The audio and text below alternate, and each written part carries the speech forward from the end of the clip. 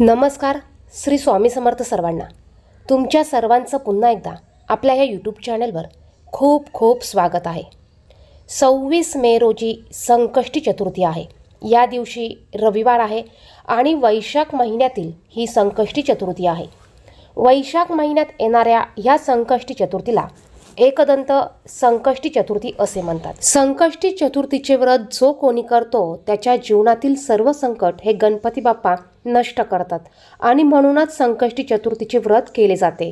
त्याचप्रमाणे आपल्या घराची मुलांची प्रगती होण्यासाठी, आपल्या काही इच्छापूर्तीसाठी आपण संकष्टी चतुर्थीच्या दिवशी काही उपाय करत असतो आणि या उपायांचं फळ देखील आपल्याला मिळत असतं.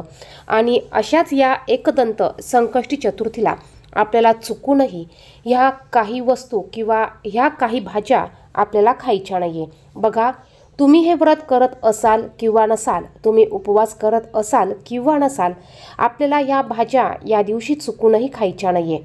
बघा, यामुळे आपल्याला पश्चाताप भोगावा लागू शकतो.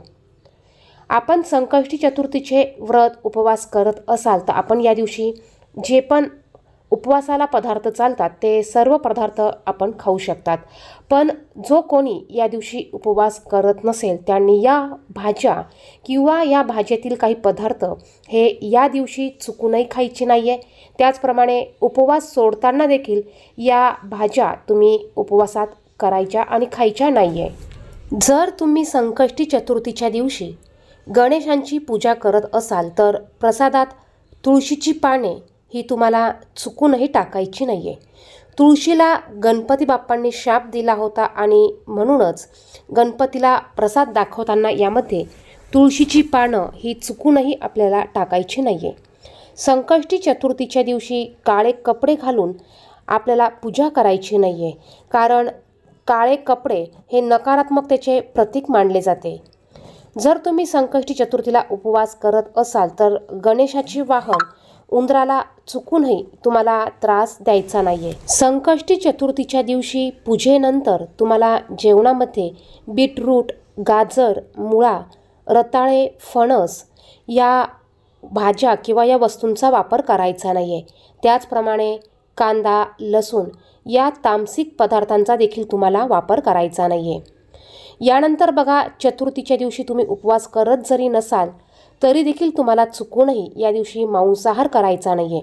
बघा, ही संकष्टी चतुर्थी रविवारी आलेली आहे आणि आपल्याकडे रविवारी बहुतेक करून नॉनव्हेज मांसाहार हा केला जातो.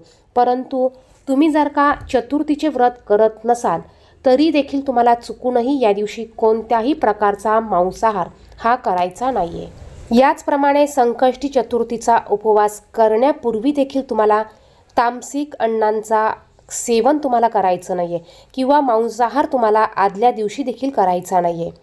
व्रताच्या वेळी तुम्हाला कोणाचेही बरे वाईट तुम्हाला विचार करायचे नाही आहे. मन, कर्म आणि शब्द तुम्हाला शुद्ध राहून व्रत ठेवायचे आहे.